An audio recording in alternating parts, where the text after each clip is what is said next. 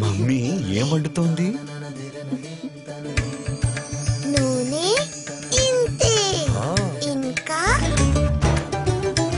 పూరి, వడా, పనీర్, పులావ్, హల్వా, జలేబీ. ఏంటిది? ఇది freedom refined sunflower oil. స్వచ్ఛమైన తేలికైన కొలెస్ట్రాల్ లేని విటమిన్స్ తో కూడిన తక్కువగా పీల్చే నూనె. అందుకే ఇంత కొంచెం నూనెతో ఇంత ఎక్కువ వంట.